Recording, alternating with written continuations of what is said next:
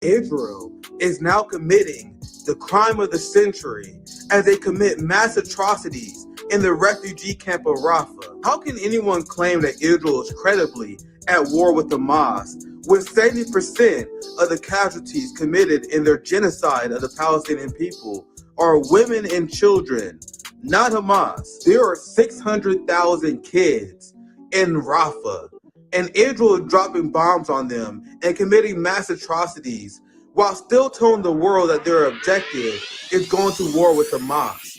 Why should anyone believe them? We even seen the Biden administration essentially beg Netanyahu and Israel to not go into Rafah. The Biden administration was like, hey man, I know we was okay with mass slaughter of civilians, using starvation as a tool of war, and you wiping out the entire education and medical infrastructure of Gaza.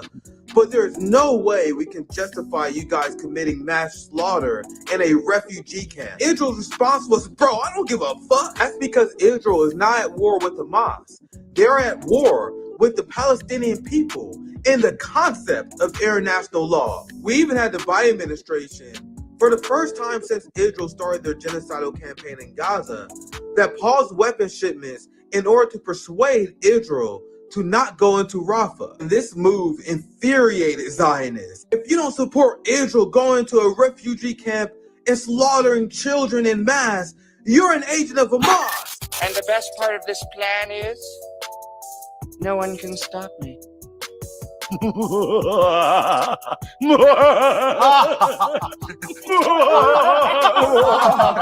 the Biden administration folded. The Biden administration pathetically walked back their comments, claiming that Israel invading Rafah was their red line. And now they're saying they never said that, and now planning to continue to support Israel's genocidal campaign. Israel and their supporters are truly redefining war and rebelling against international law.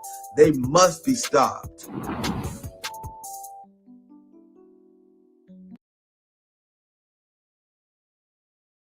Republican senators introduced a fascist bill which designates student protesters as terrorists and adds them to the no-fly list. Cracking down on dissent is one of the key tenets of fascism, and we have people in our country that is openly advocating for it.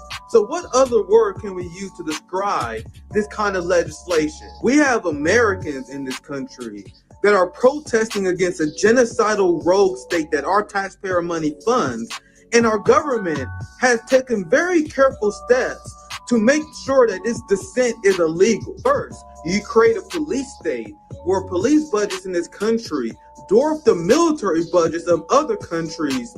Now remember this, because we're going to revisit this. Secondly, you pass a resolution that conflates anti-Zionism and the criticism of Israel's foreign policy with anti-Semitism. Then you pressure campuses and universities to adopt said definition of anti-Semitism. Then you write a bill where it outlines how students who were disciplined by their university for hate crimes or anti-Semitism are now deemed terrorists. You guys see the game they just played on us? Then the giant police state that we mentioned earlier is now weaponized against these protesters who are criticizing United States foreign policy because the United States government have effectively labeled them as terrorists. Congratulations, America. This is how you unlock fascism. We did it. We did it, Joe. What's poppin'? What's poppin'? My friends, my family, we are back again another Thursday night, bro. Our man Greg, our people are Hotspot. I told you, man, they was in the lab cooking. We was in the lab cooking. We had not one but two hotspots for you guys to show you guys, to warm up the show. So much to talk about, man. I have another hotspot that's gonna drop tomorrow. You guys know what we about at RBN. Banger after banger after banger after banger after banger. That's why last week they was like, woo, we need to take some time off, bro. That's why I only dropped 2 hotspot videos last week. Now we back at 4, because you know this boy always got something to say. The Revolutionary Blackout Network has fully activated today. We have Sabby and JB show early on the channel. Then we had Jill Stein and Sabby dropping another banger. And then we got a night show with your boy. with your boy. What's poppin', my friends? There's so much to cover. We are witnessing our society literally lose its damn mind. Well, it's always been crazy, but the mass genocidal psychosis I've been talking about. You're gonna see a panic from a lot of these people in white America who know who their masters are, like Joe Rogan. Bro, and as we go through these stories, as you hear from the ruling class and how they talk about the protesters, as they smear people who are against genocide as anti-Semitic, I want you guys to remember that we are in the right here. There was polls that show that even half of Republicans supported ceasefire. Over half of Democrats believe that their own party is facilitating genocide. Around the world, Israel has been made into pariahs, my friend. Look at this. Bro, I covered, because you guys know I was covering Israel-Palestine way before October 7th. I covered the World Cup, my friends, and that was, remember how glorious the World Cup was? So I want you guys to think about this. As I'm going to show you guys a lot of clips that are going to be pretty hard to stomach today, because white America losing its goddamn mind. Because we are witnessing Zionism and the people who benefit from Zionist capital, they're in pure panic mode. They lost the battle of ideas in a way that never happened before. We have majority of Jewish Democrats calling for a ceasefire. Yeah, white evangelicals are against the campaign, my friends. We're witnessing Zionism take an L they have never taken before. Not only are they losing on the battlefield to Hamas, you have Israel that's trying to hide the casualty numbers because it's been devastating for Israel. They're getting their ass kicked by Hamas. They're getting their ass kicked by Hezbollah. So they are reduced to attacking refugee camps, my friend. Things are horrible for Israel and their supporters right now. And I want you guys to remember that, because this situation made it so the establishment is calling in a favor. Everyone is activated, my friends. Everyone is activated. Everyone who is a shill of Zionism, everyone who's benefit from Zionist corrupt blood money capital, like Rogan, for example, they hit everyone up the last 2 weeks and told them, you guys, no questioning, you guys better get on board with this fascism we're about to implement, or you're done. We've seen a full court press, people who you made their whole career supporting the First Amendment, pretend that they're anti-establishment. Israel and the Zionists, they don't give a fuck. They told them, we don't care about your image that you build up. We need everyone activated right now. That's why you're going to see one of the biggest cuck store, Joe Rogan, one of the biggest sellout store. He got the phone call. Even he's pushing this psyop. Alex Jones, all these people pushing this psyop. The biggest conspiracy theorists. I listened to old school Rogan, before Spotify Rogan, straight to the soul Rogan, just martial art Rogan. That motherfucker, just like me, love every single conspiracy theory that he will ever see.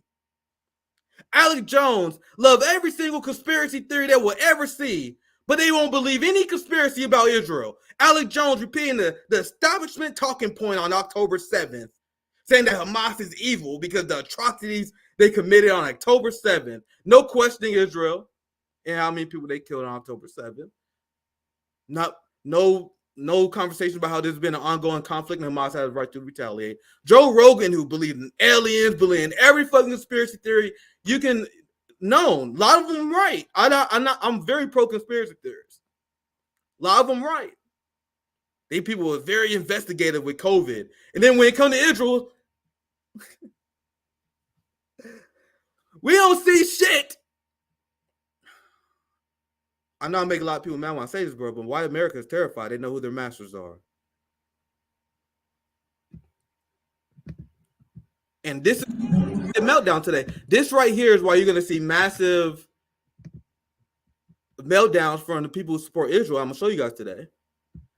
Because I cannot wait to the Olympics that's coming up this summer. The World Cup was lit with Israel getting called out. That was a segment I did over a year ago, 2 years ago, whenever the fuck the World Cup was.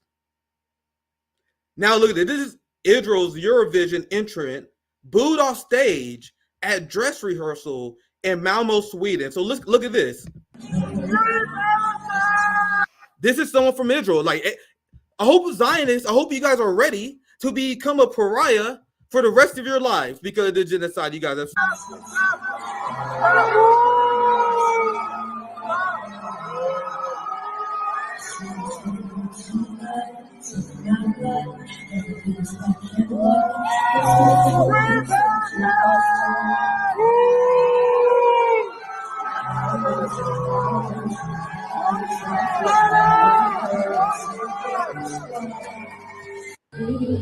You guys realize that when they had that UN vote where the United States abstained at the UN resolution for a ceasefire, then there was a giant cheer in the UN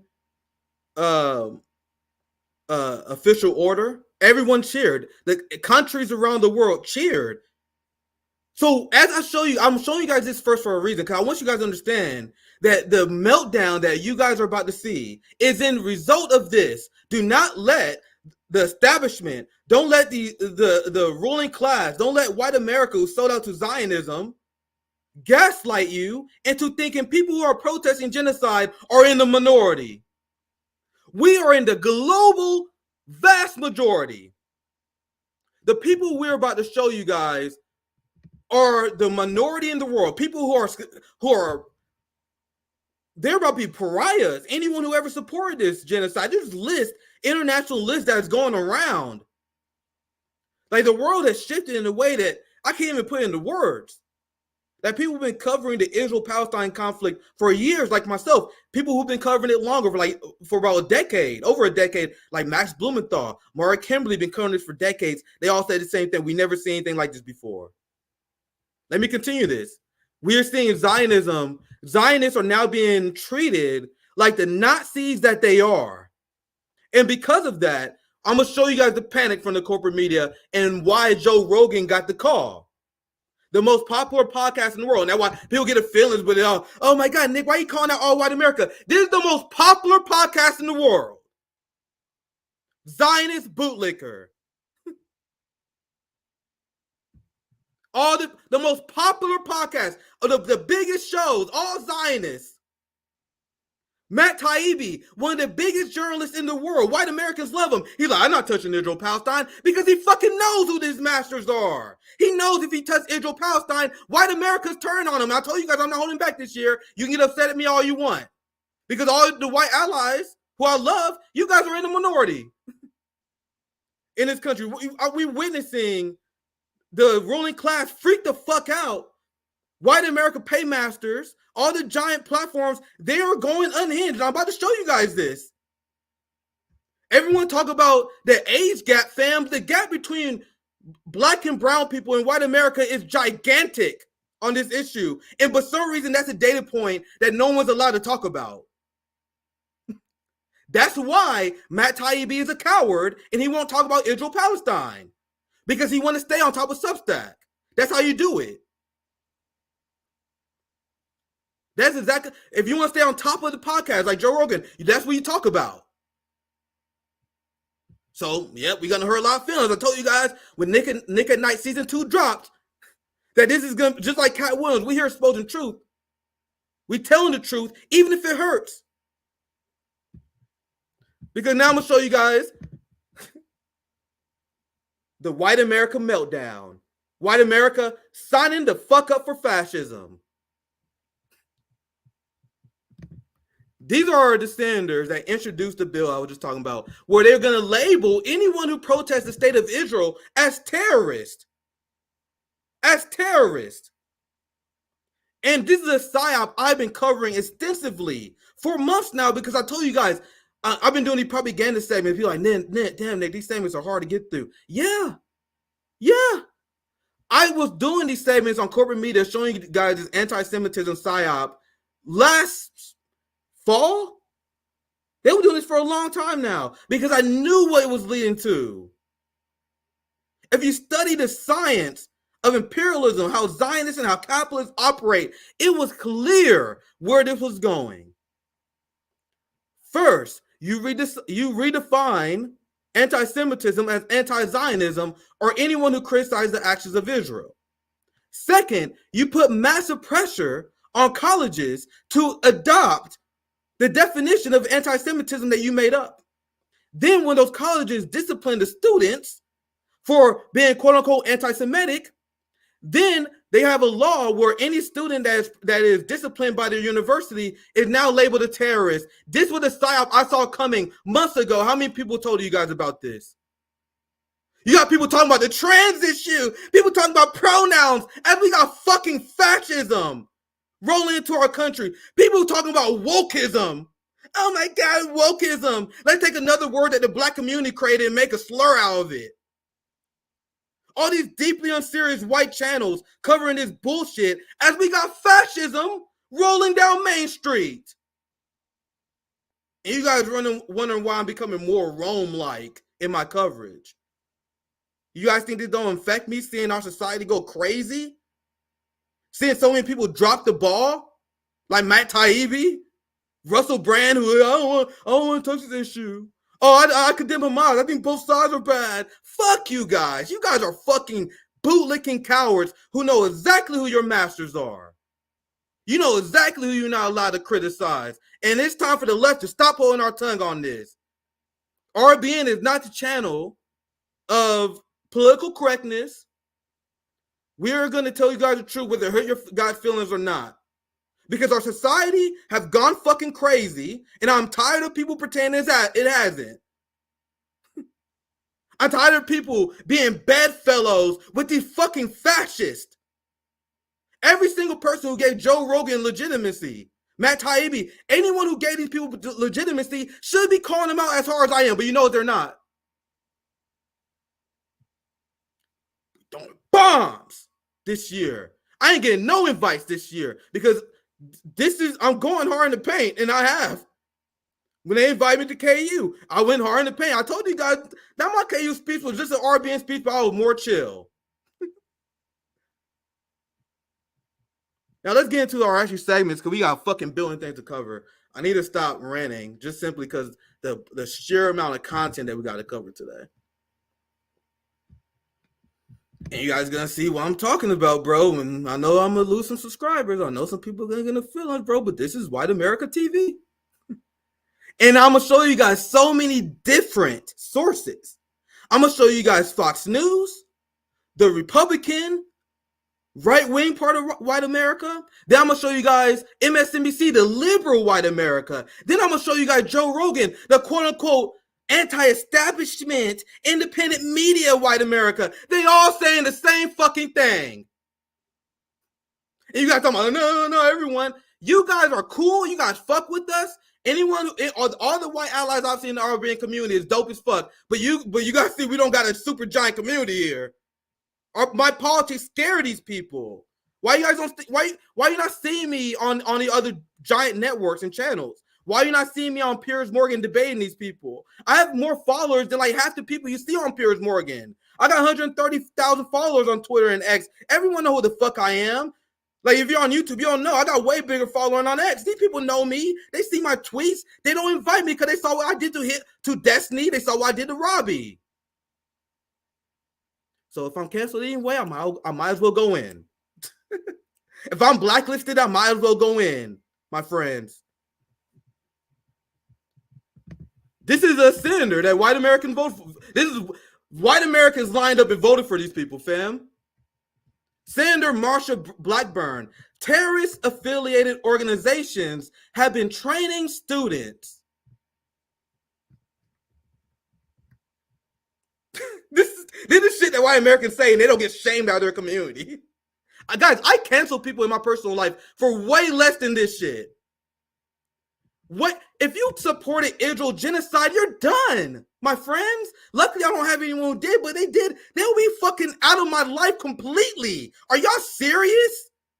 Y'all at Thanksgiving, I'm like, I don't want to talk about the uncomfortable shit. Like, y'all fucking serious? Told you guys, Nick and Night gonna be hard to watch this year. Senator, we're honored to have you on this show. So Senator, what's your reaction to Mike Emanuel's report? How do you stop this? What we need to do is send the message that we are not going to tolerate this.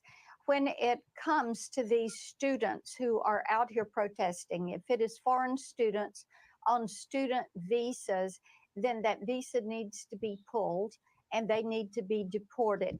If you've got American students who are on federal student loans, then they need to lose their ability to have that student loan. And if Biden gets into this forgiving student loans, there should never be forgiveness on this.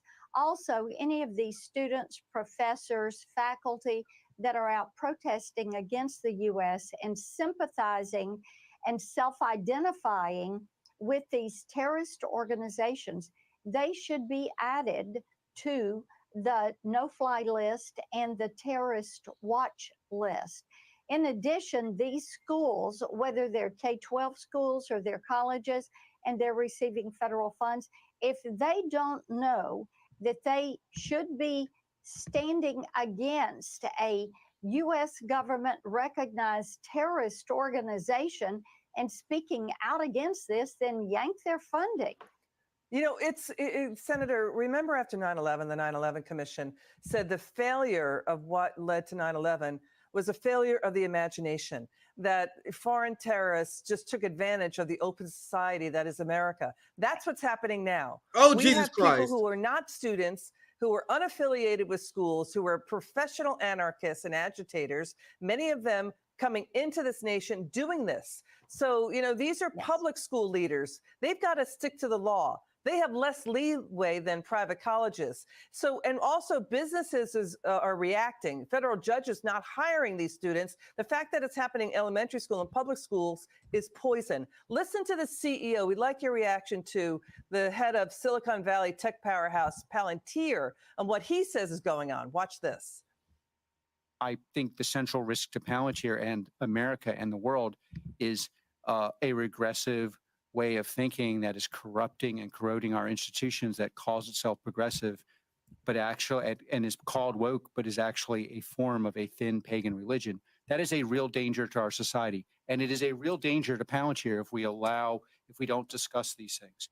So this is like a phony Trojan horse, right? They're so tolerant, but they're intolerant. They claim they want diversity, just not diversity of thought, Senator. They are the ones who are trying to ban and implement financial retaliation because, once again, the Marxists, we told you so. We told you in order for fascism to thrive, and you need capitalist collaborators. And we're seeing capitalist collaborators team up with the fascist Zionists to implement economic retaliation to anyone who resists the state. The merger of corporation and state, and capitalists being a private army of the fascist class, this is literally the key tenets of fascism. I cannot spell it out more for you guys. Or being we're the only people who can define shit and tell people what shit means. I have a lot of cover, so I'm gonna let her talk one more time, and I'm gonna show you guys the other senator who was the co-sponsor of this legislation to show you guys how fucking nuts our country is. People vote for these people. Who you think? Oh, you're right on that. And as we have investigated this, what we're finding out, Elizabeth, is that there are terrorist affiliated organizations like Front for Liberation of Palestine and Students for Justice in Palestine who have been training. They've been meeting with student groups for months.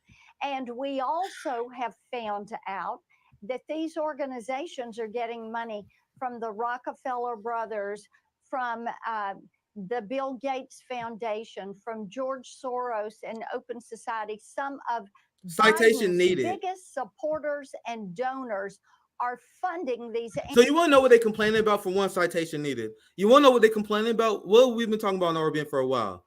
We had the Palestinian Community Network. I had an interview with Nelson Mandela's grandson who organized all across America with his tour. We've seen the Palestinian resistance. They've been able to build up and they've been organizing for decades now, especially over the course of the last 10 years.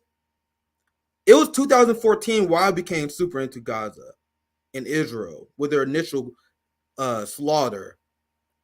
And there have been a lot more attention on Israel-Palestine. And because of this, the last 20 years, the Palestinian resistance has gotten so much more organized. We've been building because we've been waiting for this moment. If you follow Arben, you knew this because we've been talking to Palestinian organizers since way before October 7th. The Palestinian movement is on fire because they had years to prepare for this moment. So now the Zionists, thinking that they're dumb, unorganized, because this is how they project onto their enemies, because they're dumb. They think their enemies are dumb. So now they are seeing the fruits of the labor of the Palestinian movement, who've been working on their organization for decades now. And now they're like, oh my God, there's some secret conspiracy. Why are they so effective? Because this is what organizing is. We learn history. And they're engaged in the same act of resistance that they learned throughout the civil rights movement and throughout successful revolution and civil disobedience for decades. The occupation of buildings is not new. When you look at Colombia, they're doing the same thing they did in Vietnam. The same thing the anti-war protesters have been doing from day one, and they're pretending that some new shit just popped off. So I'm gonna show you guys another clip of Fox News. Then I'm gonna show you guys this unhinged clip, showing you guys the liberal wing, because I'm gonna show you guys the real Uniparty, the white America Uniparty that's teaming up, selling you out to fascism on behalf of Israel. As black and brown people and our white allies are resisting that and being met with the police state. Because that's the reality of what's happening. Marshall, Senator, you're bringing us news. So you introduced legislation today to put campus protesters, students, and faculty on the TSA no-fly list if they call for violence against Jews. Can you tell us more? Yeah, Liz, very simply stated, if you want to act like you're part of a terrorist organization, if you want to support a terrorist organization, if you're spewing hatreds towards Jews or anybody, then we want you to go on the no-fly list, just like the terrorists are. These people are a threat to other folks. We should take them at the word. Listen, I was just on a campus in Kansas talking to Jewish students, so concerned about their own safety and well-being. These protesters are following them into the student union. They're following them into the schools, into the business school, where they're having classes as well. So this is a very real threat to Americans. You know, we've got this too coming in. That's interesting what your legislation you introduced, because, you know, President Biden today did denounce anti-Semitism. He said his commitment to Israel is ironclad. But what do you make of Senators Joni Ernst and Ted Budd saying and questioning that Biden delayed an estimated $1.3 billion weapons shipment to Israel? Didn't know. For a second time, I'll move on. I just want to show you guys what the other senator was.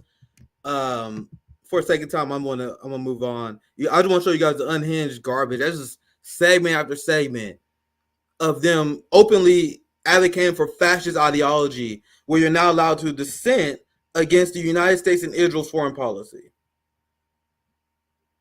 Now look at this nonsense. So knowing that they're funding a genocide in Gaza, you have this insane legislation that I will say wouldn't pass the Supreme Court, but our society is so crazy. Who fucking knows, my friend?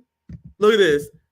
College anti-Israel agitators could be sent to Gaza under new House GOP bill. So we're using starvation as a tool of war. We are bombing Gaza. So what a lot of Zionists are fantasizing about, what the ruling class is fantasizing about, what white America is fantasizing about, is sending black and brown people to Gaza so we can bomb them too. Who's voting for these people, fam? Before you get mad at me, who's voting for these people? They do this so they can get elected, right? They do this because they know they're gonna win the white suburbs if they do this. So why you gotta think I'm calling this shit out? They're committing a genocide in Gaza. They say if you protest our government, we will send you to where we are committing a genocide at. Name me a more unhinged government, my friends, other than this Israel, United States, UK, new actions of evil. That's what I'm talking about. Now let's look at you. I know a lot of people think like, Nick, these are Republicans. Nick, it's not fair. You just talking about it's just the crazy white Republicans. Nah, fam. Nah, fam. Nah, fam. Now I'm gonna show you guys the white side of liberal society that lost their damn mind. And this segment is gonna be probably as unhinged, or probably more. I think it's more unhinged. When I watch both of them, I think the liberal side is more unhinged than the Republican side. And I see how well that comment aged. Feel free to let me have it in the comments if you want. I'm not above criticism. I use criticism to get better. So let me watch the segment and then let me have it whether you agree with me or not. Because I saw this segment here. Hillary trending all over Twitter because, bro,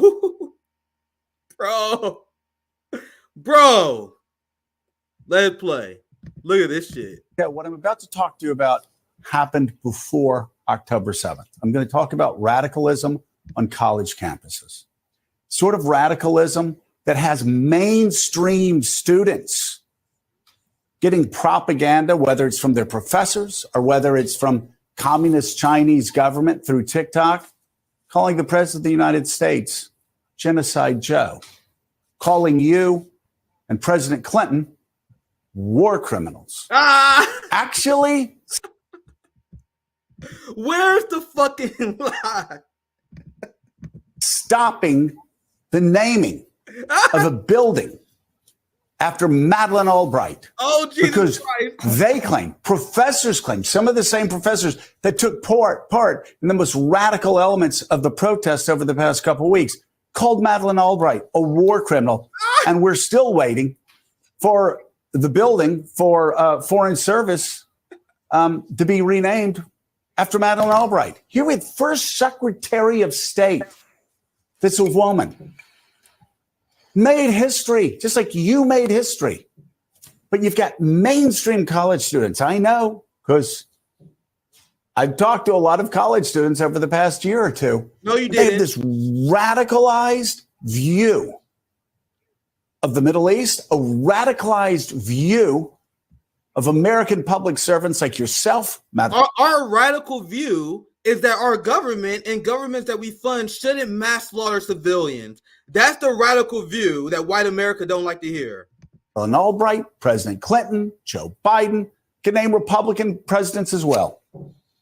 And there's this radicalization. And I just want to know, first of all, it's distressing. What do we do about it so public servants aren't taught that American leaders are war criminals and that Joe Biden's not Genocide Joe, quite the opposite? And secondly, the stupidity of the slogans that ignore all the history since 1948 about what the United States has tried to do, about what you tried to do, about what President Clinton tried to do in bringing a two-state solution about. I remember when you... Oh, they about to spread one of the biggest lies in history about Bill Clinton, Palestine, and the offer of the two-state solution. Don't worry, guys. I'm going to thoroughly debunk that with some help from Norm Finkelstein and Aaron Mate. So I'm going to let it continue. I will debunk this later. Talked about a two-state solution, and it was considered radical. They couldn't believe, oh my God, Hillary Clinton actually is talking about a two-state solution. She hates Israel. And now that's been flipped to you're a war criminal. Madeleine Albright's a war criminal. Bill Clinton's a war criminal. Joe Biden. It's disgusting. You guys think I was lying to you? When I ever lied to you? I told you guys, give me a poll right now in the chat. Which one was worse? Guys, it gets worse. Wait till you hear from Hillary. This is easily, in my opinion, once again, just opinions. Not a big deal. If you disagree with me, it's okay. It's okay. Because there's just opinion here. This is way worse than the Republican one. As crazy as the Republican shit was. You guys hear what they're saying? Oh my God, you calling Hillary Clinton, who turned Libya to a slave state, a war criminal? But I let it play because dude, I'm sorry I had to torture you guys because you guys thought I was going hard on white America. You guys saw the conservative, Republican side of white America. Now I'm showing you guys the liberal side of white America. Let's tune in. And I want you to tell us what needs to be done, what you would hope would be done, one. Number two, how do we get Madeleine Albright's name on that building? Because she's been slandered in death. She's been slandered in death. A public servant who escaped the Holocaust, gave her entire life to the United States of America, and has been slandered in death by extremists, I'm sorry, funded by Qatar. And number three, I told you we were moving past therapy session. And number three, maybe this will get on YouTube if the communist Chinese will allow it to get on YouTube. Bro, what? Bro, Joe Scarborough was barely keeping it together. And it was obvious to anyone who's been watching Warren and Joe over the last few weeks that this motherfucker's been hanging on by a thread. Witnessing these protests, witnessing Israel lose. And now we are witnessing this tension that's been building explode. This is insane rant. We are 3 minutes in. This boy still haven't asked a question. This is him fucking seething. This shit is Please. So funny. I told you guys, for some reason, whenever I watched it the second time, it's always worse, bro. Any students watching what President Clinton and you put together in 2000 sorry, in the I have to play that part again. I'm sorry. I can't get over that. That Chinese communist. I'm sorry. I had to play that part again.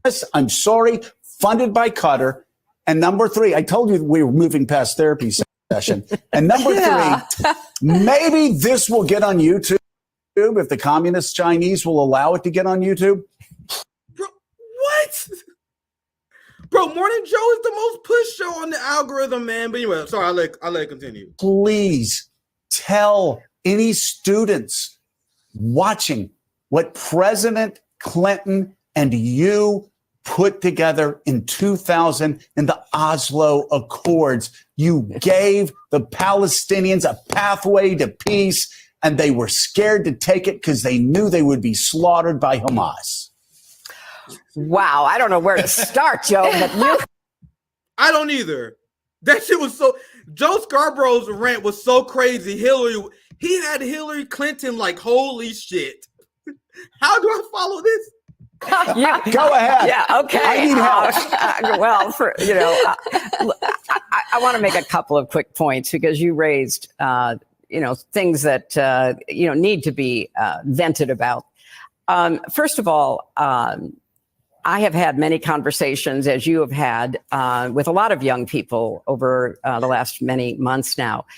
And you're right. They don't know very much at all about the history of the Middle East, or frankly, about history in many areas of the world, including in our own country. But with respect to the Middle East, they don't know that under the bringing together of the Israelis and the Palestinians by my husband, the then Israeli Prime Minister Ehud Barak, the then head of the Palestinian Liberation Organization, then the Palestinian Authority, Yasser Arafat. An offer was made to the Palestinians for... Again, I'm going to get to Aaron Mate really soon, and Norman Finkelstein, who absolutely destroyed this point. For a state on 96% of the existing territory occupied by the Palestinians, with 4% of Israel to be given to reach 100% of the amount of territory that was hoped for.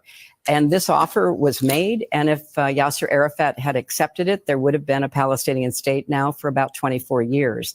It's one of the great tragedies of history that... And this is one of the great lies of history.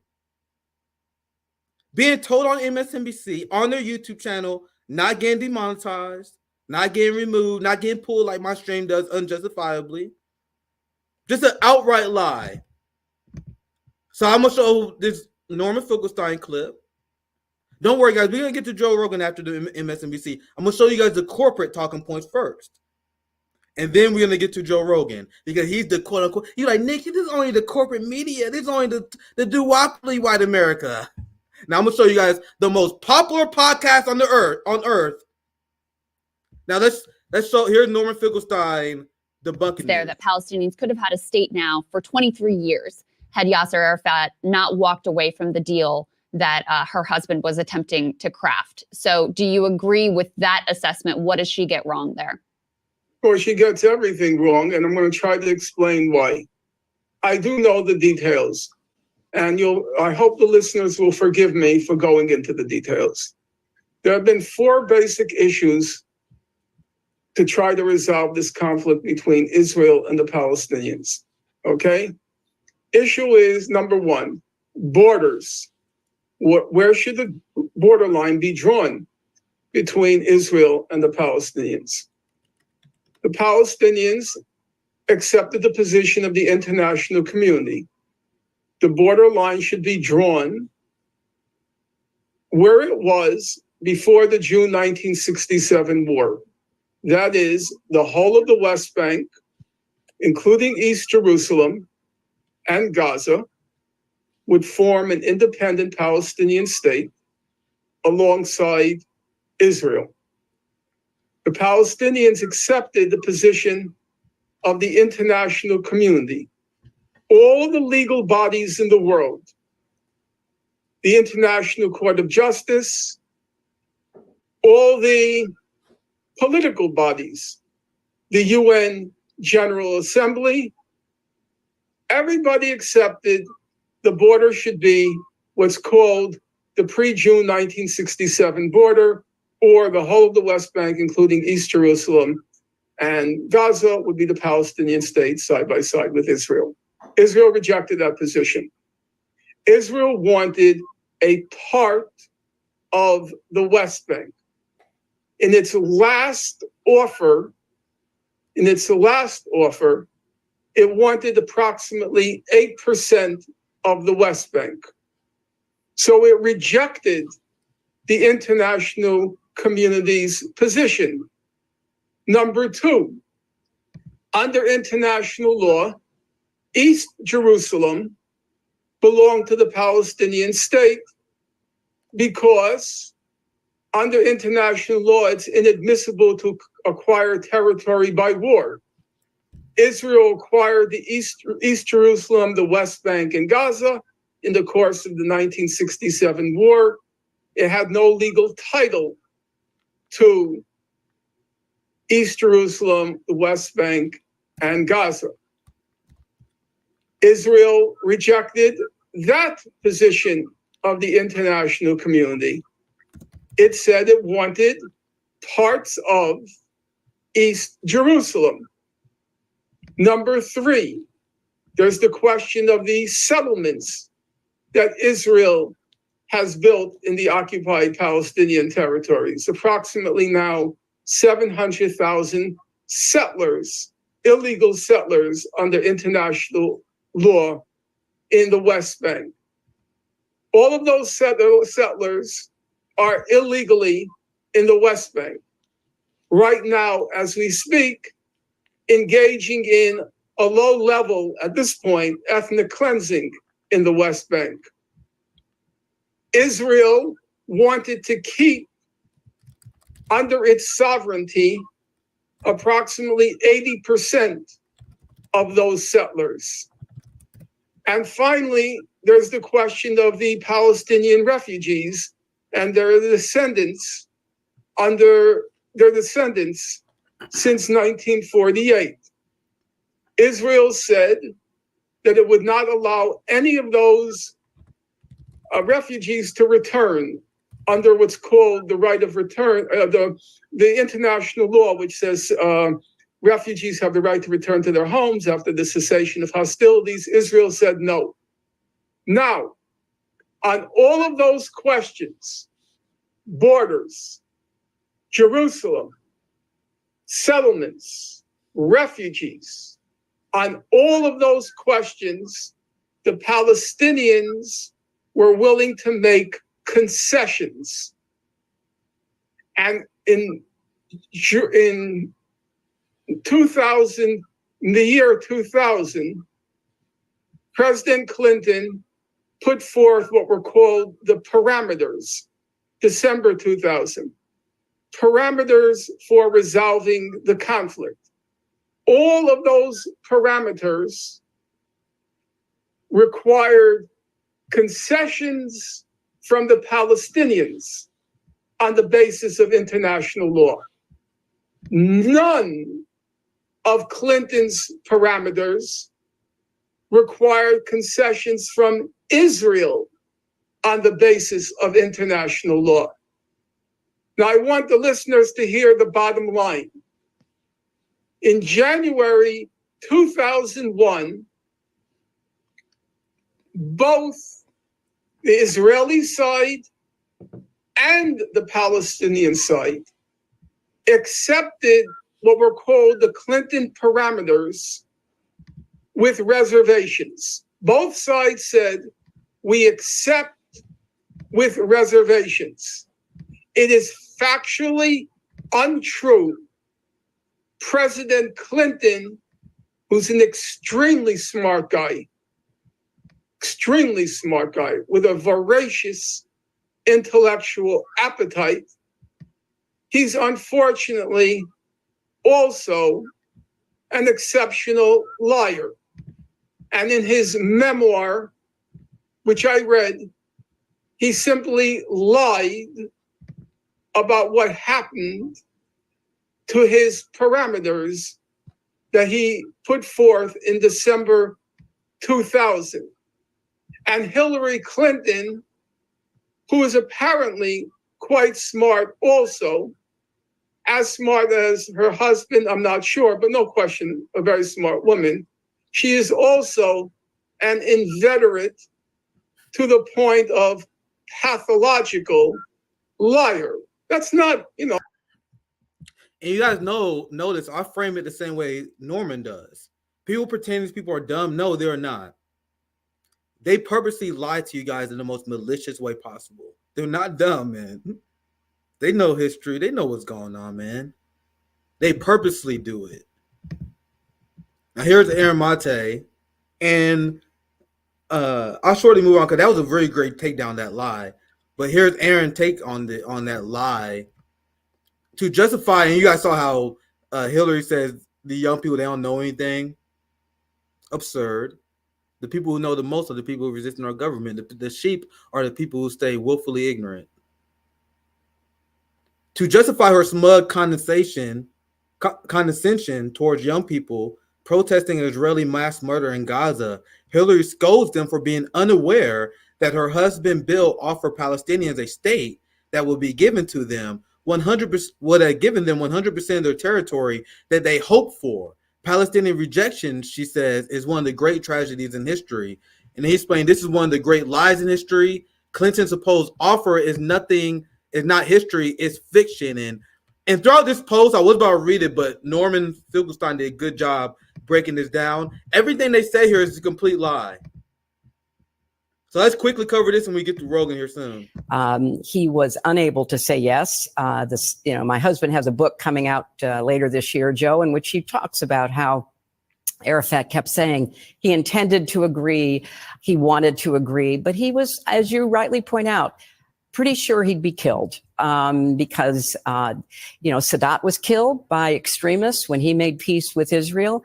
Our dear, dear friend, Yitzhak Rabin, was killed by a radical Israeli when he was pursuing the two-state solution.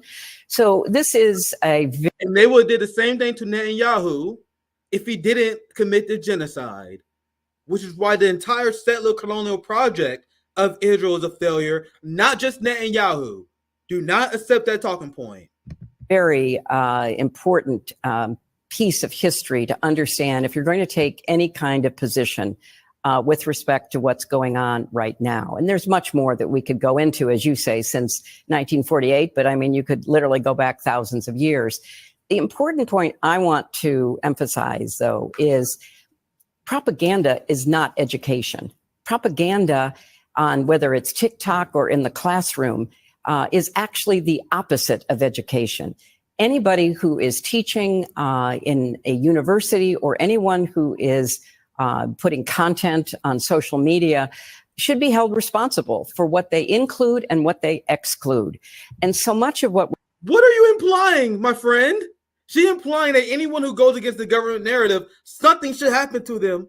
We are seeing fascism being displayed on corporate media channels, whether it's from the Republican side or Democrat side.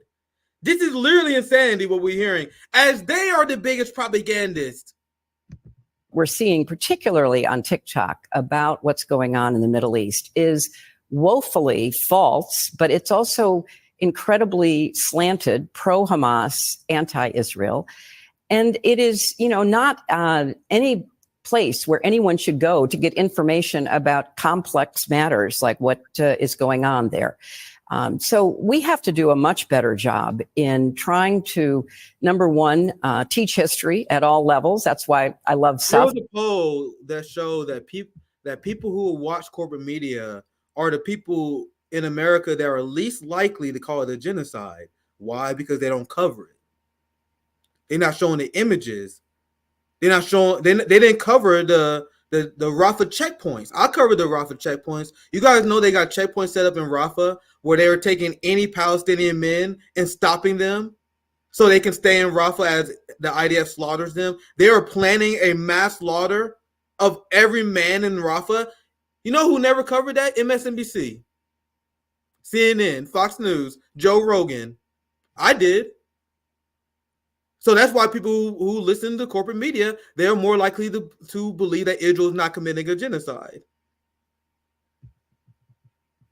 And I cannot emphasize this enough. Remember, the reason why there's this meltdown is because half the Democrats say that Israel's committing a genocide.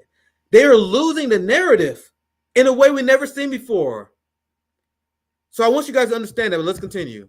Because it's about our history. It's a part of history we didn't all study and learn about. But it's also important that we recognize the propaganda value of social media. People are on social media oftentimes to press an agenda, an ideological, a religious, a financial, a political, a partisan agenda. And so, of course, you don't get the facts. Of course, you don't get any kind of context. And we have to do a better job ourselves. And we certainly have to do a better job with young people in trying to help them understand how to filter and interpret the information they're giving. And I think we also need to do a better job in our classrooms, particularly at the college and university level, not to fall into, easy absolutes. You're either this or you're that. You're for, you're against. Life is too complicated. History certainly is. So I agree that we've got to do something to, stand against a lot of these false narratives. And with respect to my dear friend, Madeleine Albright, she deserves to have anything and everything named for her. Yes. She lived the 20th century. She fled first from the Nazis. So you just said propaganda is not education. Now watch them engage in insane propaganda like they have for the last 8 minutes now. Then after returning to what was Czechoslovakia with her family, she had to flee the Soviet communists. She exemplifies what freedom means. She demonstrates what a great refuge America has been for people seeking freedom. And heaven forbid, if we don't protect this democracy, this Constitution, our values, our institutions against false narratives, against demagogic wannabe authoritarian leaders, shame on us. But let's not forget people who helped us get to where we are and where I hope we will always be here in this country. And Madeleine Albright was certainly one of those whom I admire greatly. So which one was worse, my friend? Do you guys think I was being too hyperbolic earlier? I think both. Don't get me wrong. I think both is very disgusting. But the MSNBC one is so fucking over the top. Like they're not even trying to be convincing anymore.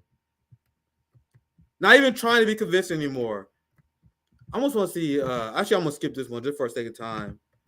But Madeleine Albright is a person that's when asked about the 500,000 children that she starved with Iraqi sanctions, she said it was worth it.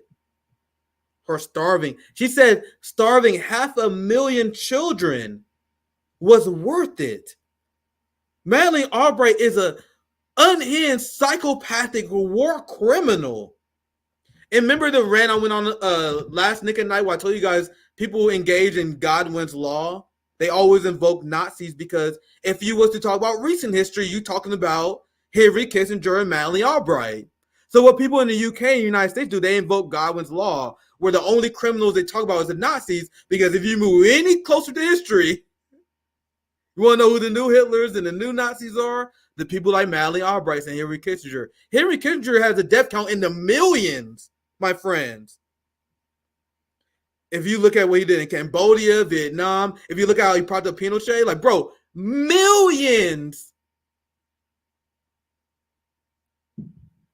That's why they invoke Godwin's law, because they can't talk about the current Hitlers, which is the United States.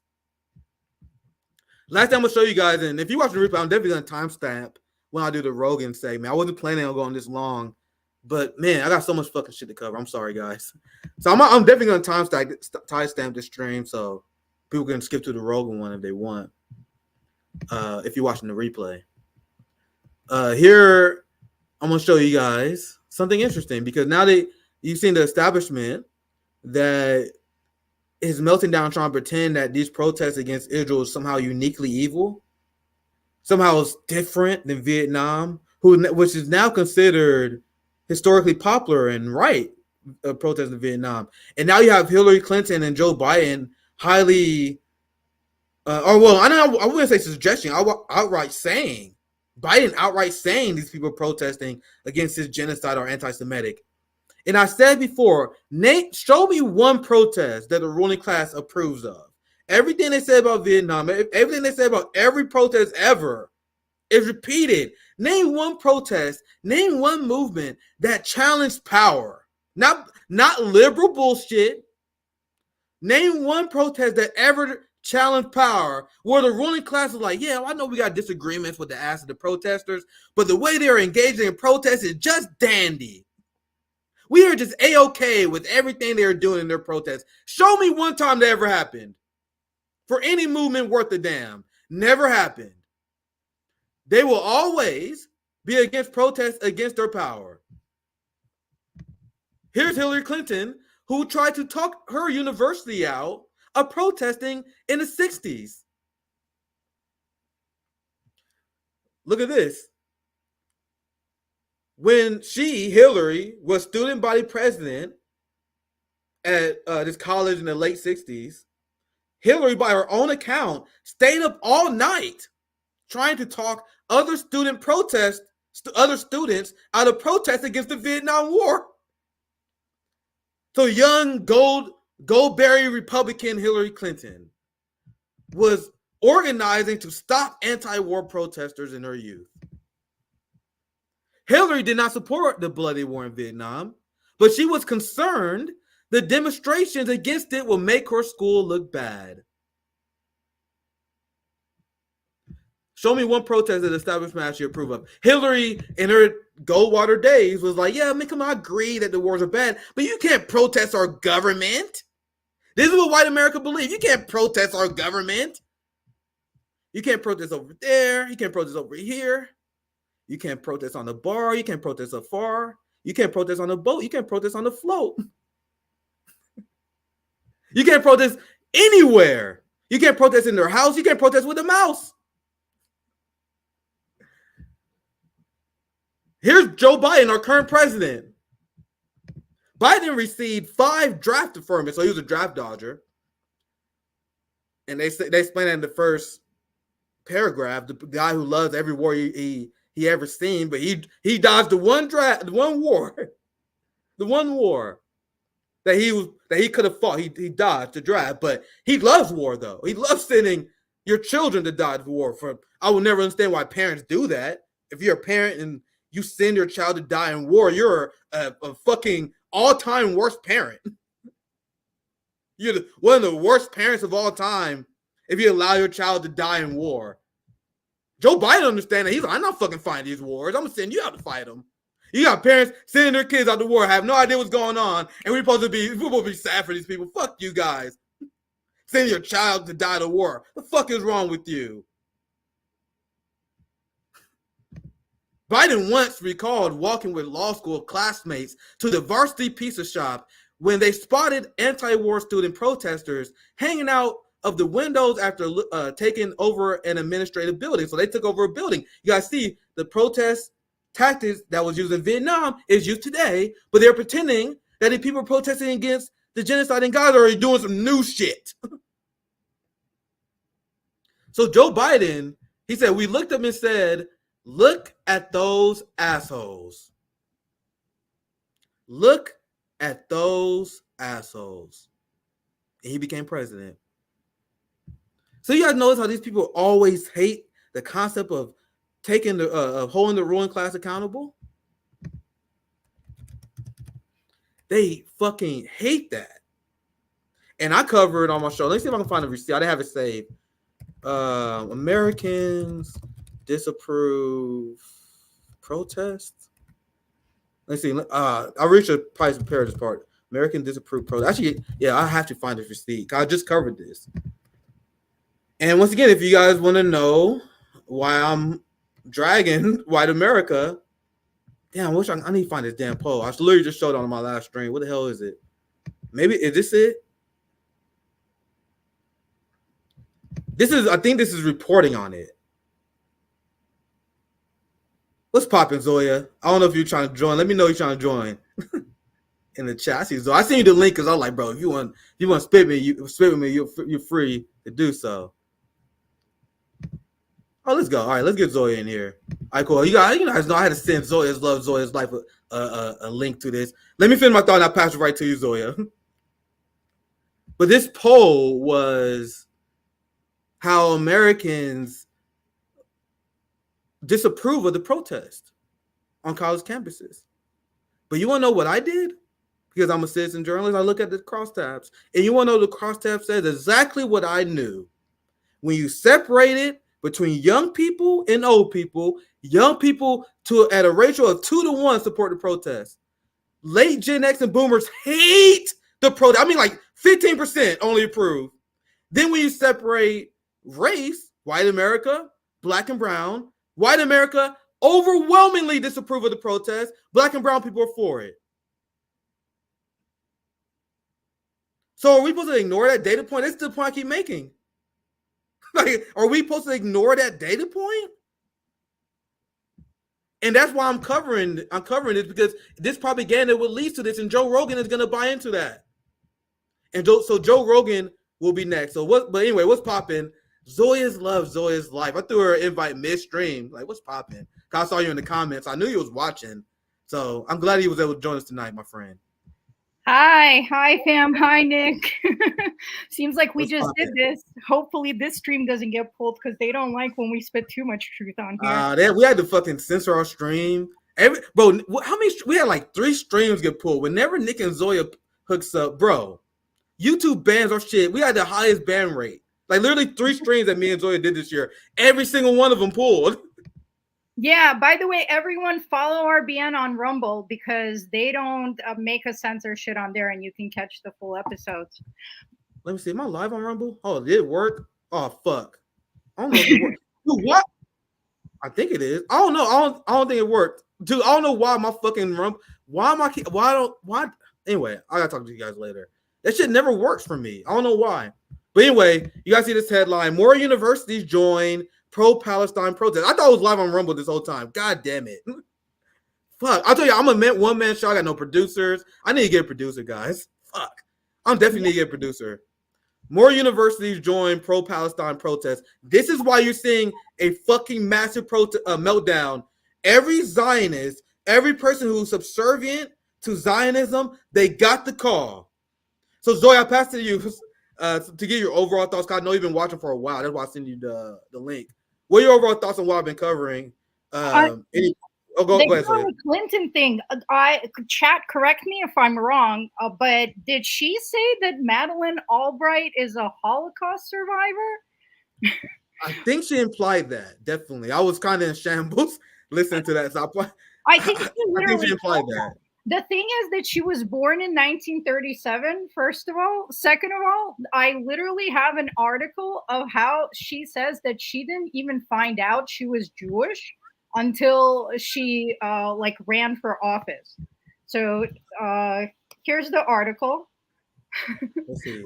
I just like debunking Hillary. Well, I know if you guys think I got receipts, bro. Zoya always with the receipts. when Hillary Madeleine even Albright became liked that Jewish. thing. Oh, jeez. I told you guys, Zoya be in the lab cooking, bro. Oh, wait, y'all don't got it up. Let me put it up. There it is. When Madeleine Albright became Jewish, of course. Anyway, anything else you want to add? I'm gonna get, let's get to the Rogan, because I know people are Scroll waiting. down a little bit just so we can let them see what the article says, because it's kind of funny. I don't know if she's telling the truth, Madeline, but yeah, I'll open it. I can read it if you want. Yeah, I'm trying to skim it so I get a good read of it, because it's a long article. But yeah, man, they really I got the part I just wanted people to know. So Secretary Albright was born in Czechoslovakia, fled with her family to Great Britain, and finally rose to success in her adopted country. That's where we live, guys. Her story is an immigrant success story. I mean, obviously this is a puff piece, but it says here, it was not until she became Secretary of State that she learned something that she had long suspected. Her family was Jewish. of course. Yeah, during World War II, out of fear for her family's safety, her parents converted to Roman Catholicism. They raised their children Catholics and never told them of their Jewish heritage. So what Hillary Clinton just said about her being like this survivor of the Holocaust, she was literally a Catholic. She was a baby and she was raised in a Catholic family. She was not persecuted. So to frame her as a Holocaust survivor, like how dare they? This is how they play with people's emotions, and this is actually how they weaponize the Holocaust, taking it away from people who really suffered and really died, and try to use it to justify genocide and these warmongers. I mean, everyone knows what Madeleine Albright said, that she was asked if it was worth it, killing all those Iraqi women and children, and she said yes, it was worth it. Yeah, well said.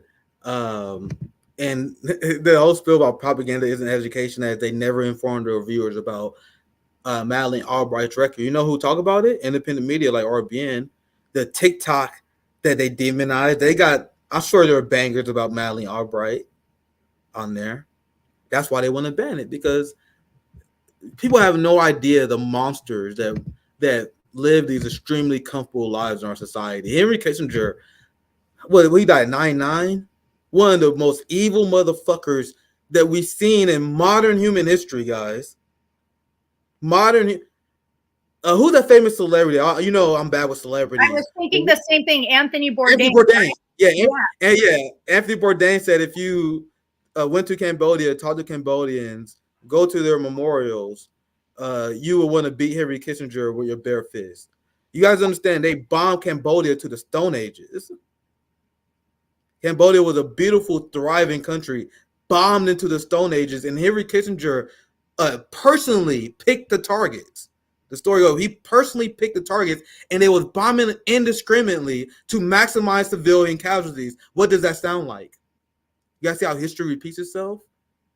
Guys are not the first genocide our ruling class overseen. This is business as usual. Very gruesome business. Probably one of the most gruesome businesses they did, but it's the same fucking thing. That's the guy that was fucking eulogized by the entirety of white America. This fucking barbaric animal that is hated by the entire international community. I don't like lesser two evilisms. If you think Hitler is the Michael Jordan of evil, that's legitimate. But like, people always use Godwin's law, because like, I would easily put Henry Kissinger on the level of Hitler when you look at what he did to Vietnam, when he brought the Pinochet, and so he's responsible for the slaughters Pinochet did. We look at Cambodia, bro, and then every war he supported after that, bro, he easily Hitler level. No need to do lesser two evilism. He's easily Hitler level. That's why they always invoke Godwin's law, because they can't talk about the current Hitlers. Does that make sense, guys? Hope it does. Anyway, let's get to the segment you guys been waiting for. Zoya, you have anything you want to add? Maybe I'll get some super chats as well, so I don't get buried too much. So I'll get some super chats. Zoya, anything else you want to add? Just a quick fact that 214 tons of bombs were dropped over Cambodia over the course of 3 years. 214 tons. But we should name buildings after these people. Yeah. Anyway, let's get some super chats. fuck, I'm trying to say how I'm gonna cover all this stuff. We got still got a lot to cover. I know we're definitely gonna get to Joe Rogan next. Thank you for the $20. Mad Progenitor Deity. What a powerful name. Did you see New York Times new learning guide from today for teachers and students? The damage control is at such a level where they're trying to do a retrospective thought control about protests that aren't even over yet. Oh my God, yeah. Every media outlet lost their mind. Why you guys think on stand up, they're streaming away? Well, I'll show you guys the Republican side, the MSNBC side, and then we see the quote unquote anti-establishment independent media that's overthrowing the mainstream media, which Rogan is. Rogan fucking shit on these people. But you guys see, he got the same Zionist masters. These people know who not to cross. Thank for the follow. And what made Joe Rogan even more shameful than anyone else is because he had Abby Martin on. Abby Martin on, who multiple times in great detail is one of the few shows I've seen recently. And I'm talking about like maybe 4 or 5 years ago when she was on, because it's been quite a long time since I can't tune in that culture war unserious show. But he had quite a few guests that in great detail for 3 hours outlined the history of Gaza, the history of Israel to Rogan, and so he's seen the information, then he made an active decision to sell out. That would make him so disgusting. Probably worse than the corporate media has when you think about it. Thanks for the $5, Kyle. Andy Ogles introduced a bill proposing that students who were arrested for protesting against Israel war. Yeah, I think I covered that earlier on. Maybe this was the early super chat. I covered that bill.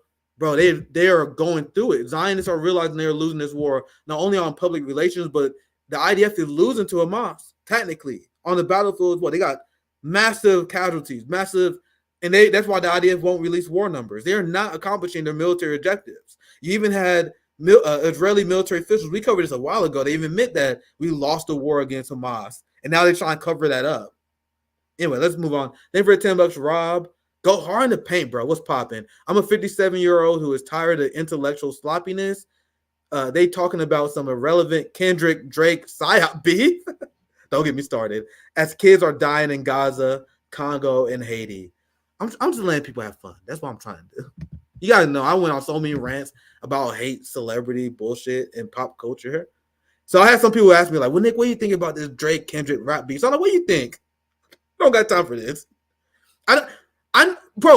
I stopped listening to hip hop when Drake hit the scene. I'm an old school head. I listen to Illmatic, Nas, Mos Def. I listen to lyricists, like old school New York rappers. I love also West. Like I was like neutral, like with the West Coast East Coast rivalry, the old school rap. Don't give a fuck about new rappers, bro.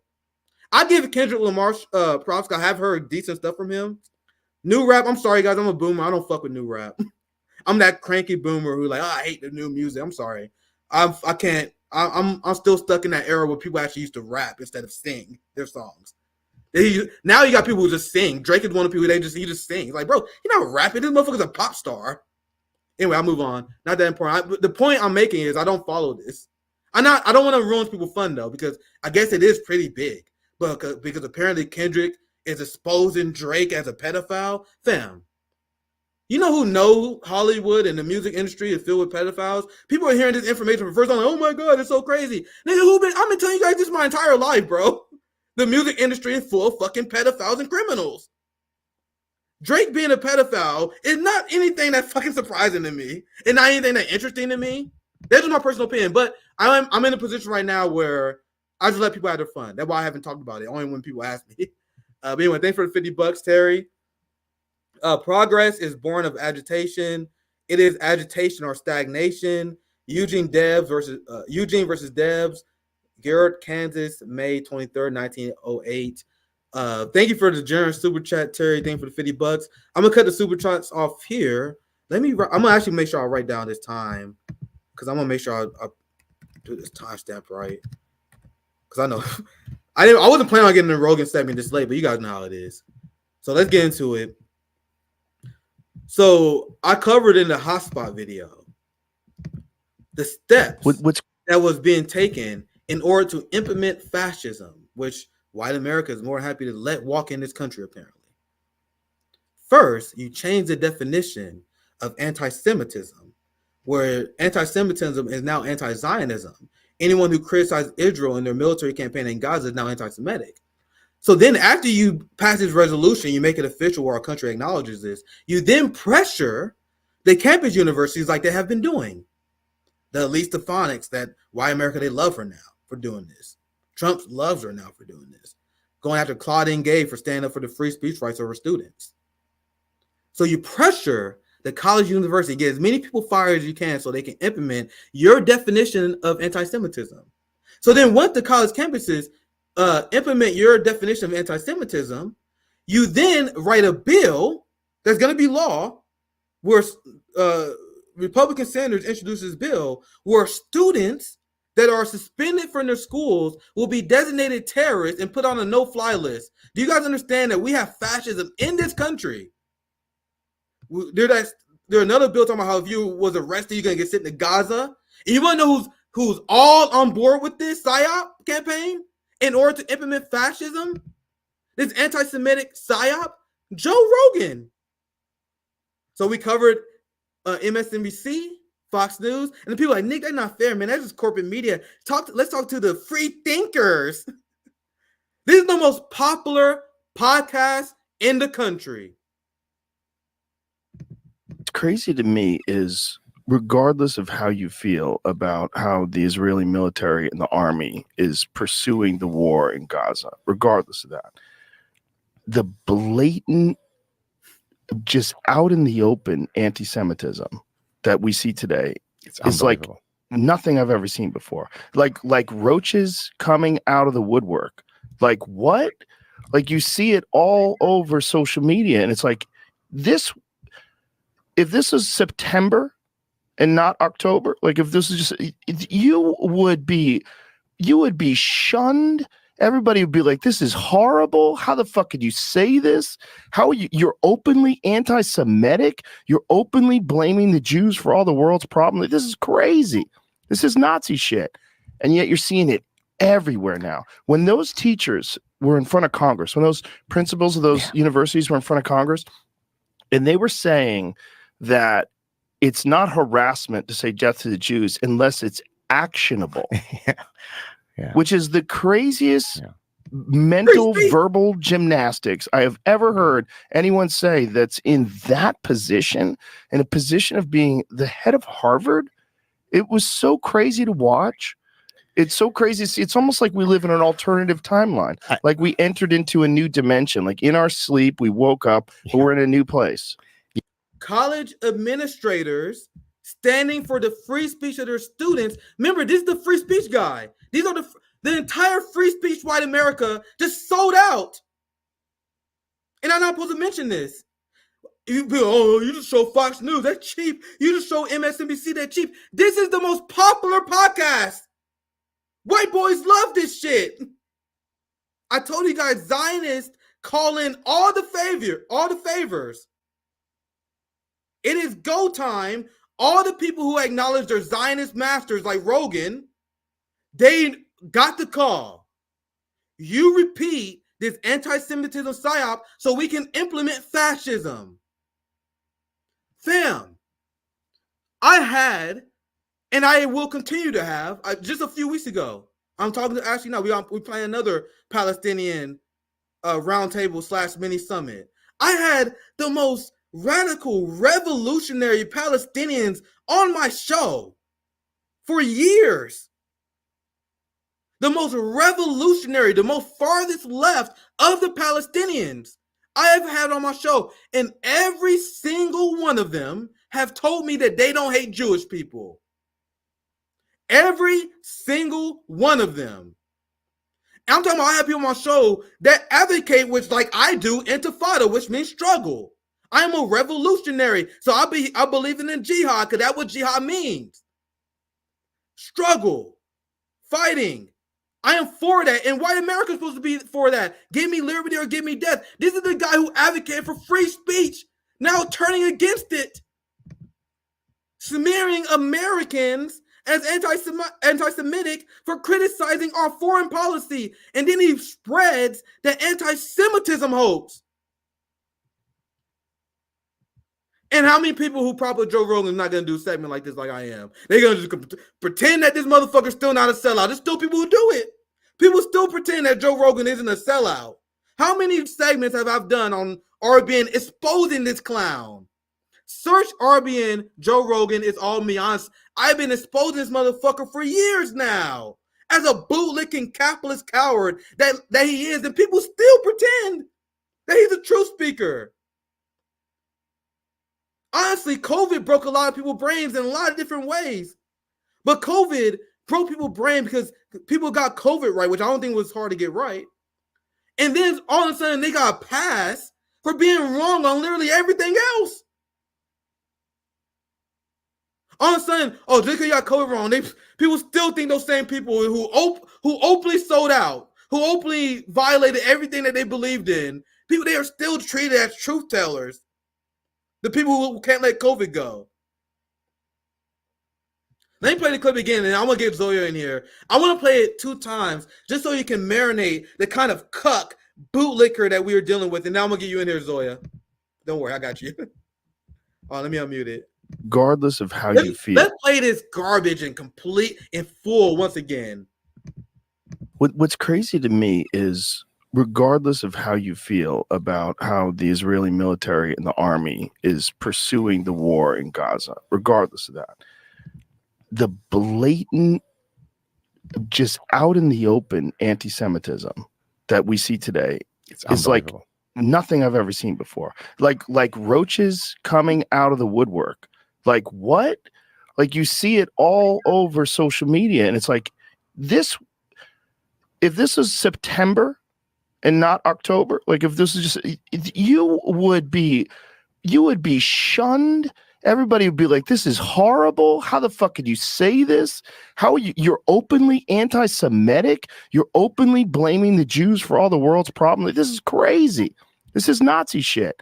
And yet you're seeing it everywhere now. When those teachers were in front of Congress, when those principals of those universities were in front of Congress, and they were saying that it's not harassment to say death to the Jews unless it's actionable, which is the craziest mental verbal gymnastics I have ever heard. Oh, I see why he's doing this. Oh, Jesus Christ.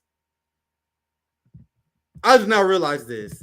This is why he's doing this. You guys know who this guy is? He's loved by the Rogan community. This guy is an outright unhinged Zionist who I did a segment who he openly admitted that he worked for the Mossad. Let me see if I can find that. I just now noticed that. This nigga Joe Rogan literally has the Mossad on. Yep. Holy shit, that's why. Zoe, go ahead. I've been talking a lot. Zoe, feel free to give me your thoughts. S-A-A-D. Yeah, Gad Saad, and he's a Mossad. Oh, Jesus Christ. But no big deal, no conflict of interest. But you guys see who is equating Zionism and Judaism? You see who wants to pretend it's about opposing Jews and a religion, which Hamas specifically said is not what their charter is about. That's not what their liberation movement is about. But they keep saying Jew, Jew, Jew on purpose to weaponize anti-Semitism to defend Zionism. It's a neat trick. We're watching it live. Yeah, so let's finish this clip again. Once again, the Zionists called in a favor for everyone. They say it's go time. Your freedom of speech, done.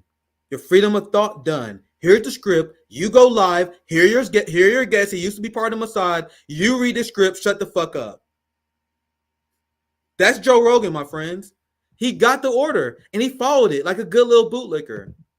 When those teachers were in front of Congress, when those principals of those universities were in front of Congress, and they were saying that it's not harassment to say death to the Jews unless it's actionable, which is the craziest mental verbal gymnastics I have ever heard anyone say that's in that position, in a position of being the head of Harvard.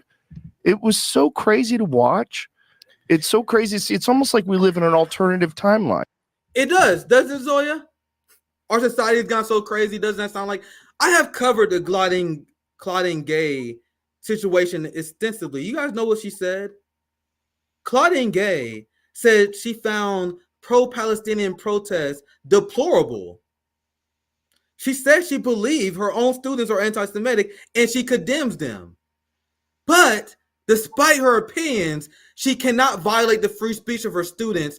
And Claudine Gay, the first Black Harvard professor, got publicly and metaphorically lynched by white America for standing for free speech. Someone who I don't like, I dragged her for her comments, but I gotta be principled. This is a Black woman that was lynched professionally by white America, fired from her job. She's still being smeared to this day. She still condemned Palestinian protests. They condemned her for not engaging in fascism. Unbelievable. Zoya. Rogan has taken such a turn. I mean, I used to watch him back in the day when he was like in a room, like, you know, with his mic all breaking up and he's stoned and he's going like, oh, hold on, guys. Yeah, and he was talking about aliens and ayahuasca and like cool shit. He was debunking mainstream shit, having all of these Egyptologists on and everything. It was awesome. And he was talking about loving humanity and peace. And then he took this massive right-wing turn. And all his content has been becoming more and more with the establishment line. And someone gave you a super chat that I absolutely agree with. All right, let's take a super chat break then. Go ahead, Zoya. That he flip-flops depending on which guest he's with. I've watched him do it. He totally, Rogan has shown himself to be a complete fraud. He flip-flops depending on who he's talking to. Absolutely. Like I've seen him do it. What's more cowardly than that? What's more cowardly than that, bro? Like, and this is what I've been actually going after. I know Zoe probably knows this on Twitter. I've been going after these right-wing frauds, these fraudulent alpha males. Absolutely. You're an alpha male, and I'll pass right to you, Zoe, but you're an alpha male, but you kowtowing and cucking to the Israeli lobby? But Zoe, go ahead. And that's why, you know, he can have someone like Abby Marnon and sit there across from him going like, oh, wow, that's awful, and all this shit. And then he flip-flops with the Mossad agent and goes, oh, that's awful from the other side. He stands for nothing. He has no principles. You know who is an alpha male? John Brown. It's his birthday today. Yeah, based. Yes, and Malcolm X talked about him, and everybody that's based loves John Brown because and this goes right straight to what you were talking about as far as not embracing pacifism, because he actually raided a weapons supply shop in Virginia, and he ended up getting lynched himself for getting caught. But he was leading slave rebellions, and he wasn't just printing pamphlets. He wrote up a whole new constitution for the United States post-slavery, and then he advocated violence and actually armed himself and led a revolt. Now, and Malcolm X said, unless you're a John Brown kind of white person, then you're not an ally. Well said. Zoe is love. Zoe is life. Let's get some super chats. I just have a few more things we're gonna wrap up because you guys see the narrative. You guys saw how Joe Rogan so shamelessly strawman the students.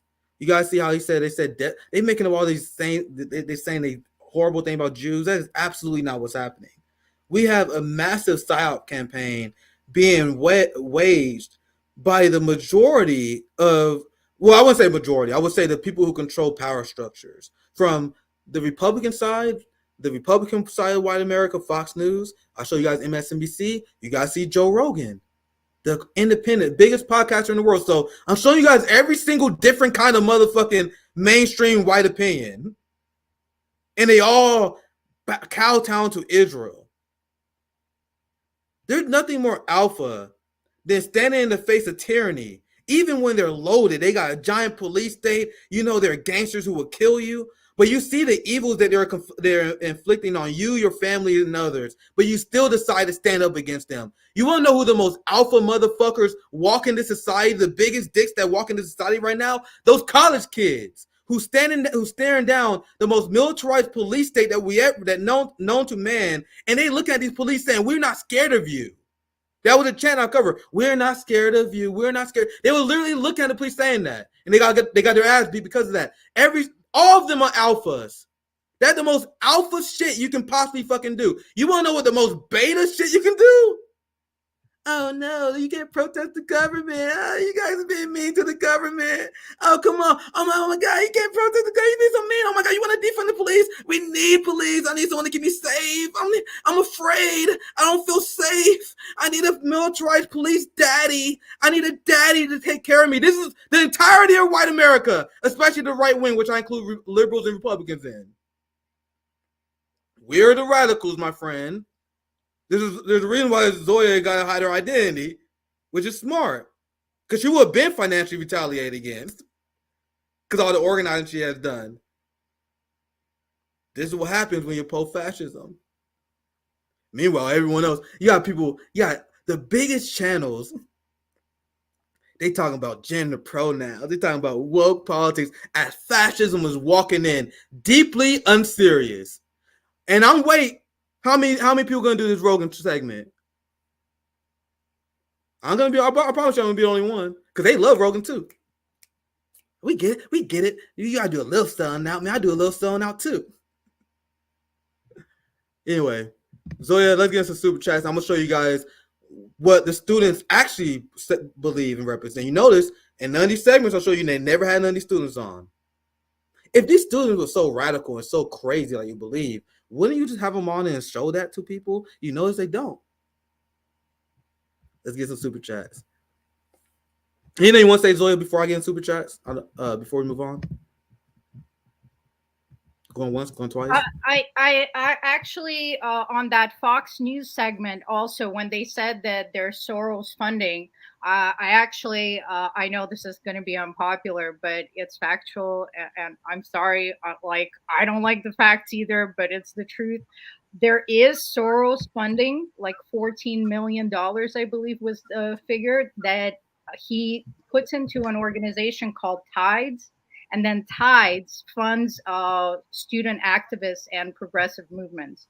And actually, Tides is being sued right now for embezzling like $33 million, like bad business practices and keeping it out of the hands of people it's supposed to be going to. So that's what I was talking about, to watch out for these infiltrators. Exactly. The students got nothing to do with it. They're righteous people. They're on the right path. They see genocide, they see babies dying, and they're willing to risk their futures, their careers, their freedom to oppose it. So don't, be mad at the students. Their hearts are in the right place. But these orgs, like, how do you think those signs get printed and everything? This shit costs money. Just like when we were printing flyers for 10 demands, we had to crowdsource that. So Soros writes checks to all of these progressive networks, just like the one that just fired Chris Hedges. They were getting funding for a network that gets their funding from Soros. So, and this is, it's almost like a psyop. It's almost like on purpose so that Fox News could just be like, Soros funded. I was just about to say that. Yep.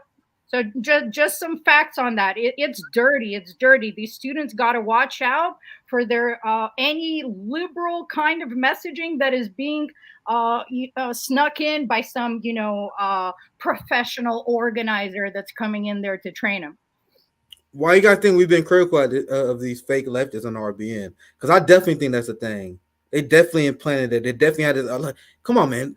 It only cost us a little bit to get so many great hell. You can, bro. The amount that Soros and them probably donated, that's probably one of the best investments they can make. Because now you got Fox News, you have everyone can run the psyop, and then you have these infiltrators that accept it.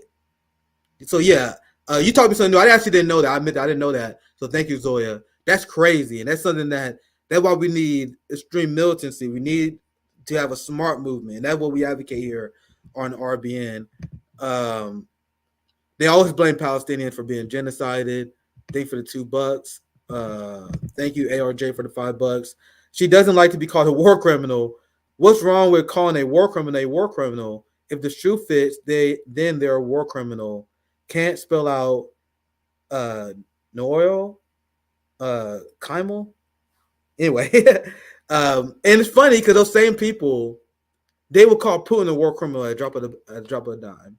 And then you hear the segment with Joe Scarborough and Hillary where they was almost pretending like war criminal was a racial slur. But they will say Putin's a war criminal, and Putin has a lower kill count than Hillary, than every single United States president, and it's not even close, my friends. I showed this one before. I appreciate the super chat, Bryce, Nick, and Zoe. Always a banger after banger. We're almost done tonight. I have a hotspot video I'm gonna show in the morning as well, so you guys know, bro. We in the lab cooking. We play that one, and this is the last one I see. Thank you for 999 Dan. Tune in late. Absolutely, Nick and Night, baby. Thank you, everyone at RBN. Rogan pretend genuine voice is disgusting. Yep, he's an actor. Remember, guys, Joe Rogan hasn't had a real job since the late 80s. He says it all the time. He got an early Hollywood gig very early on. He broke big. He made it big. He had some sitcom. I don't remember the name of it. Never had a working job since the late 80s. Never. Why would people listen to this motherfucker? Don't make sense to me. At least workers. But anyway, let's I'm gonna show you guys. This is the last segment I have planned. Well, not really, because I actually cut like 2 segments. Actually, Before we go to the next segment, can you just show the receipt I dropped in our StreamYard chat? That's the receipt for the Soros funding. Oh, base. Oh, Jesus Christ. Yeah, I get this is today. I didn't see this. Holy shit. So a breakaway chapter from the main BLM called BLM Global Network, that's their branding, is suing Tides, which is funded by Soros. And like the first paragraph will kind of just catch you guys up. Yeah, that's wild. You gotta see the video playing here. I just not seeing this. That's wild. That's insane. But anyway, I'm gonna get to this other video here, because while we was talking about the students and the people who are strawmanning with the students, they're saying death to do what the slanderous things I've been hearing from Courtney. They're just making stuff up. Like Joe Rogan, that clip, is just making stuff up without shame. It's unbelievable. How can you do that? Like, you see, I'll show you guys receipt. I'm as honest as possible because the only thing I have is integrity. I don't have funding. I just have my integrity. My word is my bond, my friends. I can't even imagine coming on stream. We got we actually about hit 1,600 people watching across all platforms. We're not even live on Rumble.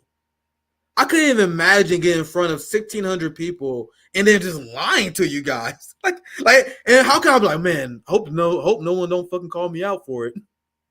You guys don't stand people. They're like psychotic to me. How can you do that? And Rogan has millions. You got millions of people watching you. You like just go on there and lie. It's crazy. So this is the last thing I'm gonna show. I'm gonna show this one first because the clip is shorter. Then I'm gonna show you a student from Chicago. And the narrative is students, they don't know history. They don't know what they're talking about.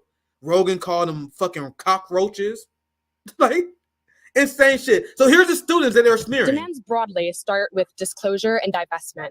As of right now, students do not have access to where their money is going when they pay tuition fees to this university. So crucially, our first demand is full disclosure of financial investments. Crucially about Israel, right? Well, we want to know where all of the money is going. We think that that's key for students to know where their money is going, whether it's about Israel or not. But then with this knowledge, we would like to pursue full divestment from 2 things. First, from all arms manufacturing companies. Whether it's the current genocide in Gaza or other armed conflict around the world, our university should not be investing in that. This is a situation where we should be learning and contributing to education in a safe community, not to international conflict. And secondly, we request and demand that the university divest from all holdings in any entities that sponsor or are complicit in Israeli occupation, apartheid, and the current genocide in Gaza. Additionally, we have boycott demands, key of which is the demand to stop banking with Barclays, which the university currently does. Barclays has been complicit in the architecture of Israeli apartheid, and so that's a key demand from the boycott, divestment, and sanctions global movement. And our last demand is that the university commits to a Palestinian-led rebuilding of the Gazan higher education sector. Okay. So how much link up have you had with? And you guys notice this in Oxford, United Kingdom, and there was campus protest that was in Spain, and there was a big university in Spain that announced that they were divesting from Israel because of the protest. So you guys see what happened? Because of the protest at Columbia and the elite schools, and then Biden and the Zionists who funded the genocide come out and condemning it, that was the worst thing they could have done. It was infuriating to see, but it was the worst thing they could have possibly done because, as I said before, we're the empire now being managed by the Nepo babies who don't know what they're doing. So why would you do that? So when they come out and condemn the protest, the only thing they did is started a giant fucking movement that is now international. Yeah, on every day, almost every hour, I'm seeing a new story. There's a encampment that was just brutally busted in St. Louis, in Columbia, and not Columbia, in Washington U, in St. Louis. Just, like, it's only 3.5 hours away from where I live. It's popping up everywhere, and you gotta see these smart. And this is why the Palestinian movement is so advanced, because they got these media people. And we covered before how these Zionists was getting upset because the Palestinian students wouldn't talk to them. Because not everyone is trained to be in the media. Not everyone is articulate to explain this kind of stuff. So it's a great strategy to have these people who are more articulate, very media trained, to come out and spread the message the correct way. That's how all movements work. So that's why they refuse to have these spokespeople of these movements on, because they know they're going to get very sharp, coherent answers. So I'm going to let this video play, and there's another one from Chicago. With the movement in the United States and with other student protests in the UK? Yeah, so crucially, I mean, the US movement set off a global chain of reaction, and we're so excited to be a part of that and thankful to the US encampments for what they began. We've had a lot of support from them in terms of logistics, general comradeship, giving us tips and tricks. But really, the UK movement has also learned a lot from them in terms of how our goals are so similar. Although the US and the UK have different contexts, the UK government is similarly complicit in Israeli war crimes, and so too are our institutions of higher education. So we learned a lot from them in terms of our demands, how to engage with our governments, and how to mobilize students. In the UK, we also have really collaborated with other universities.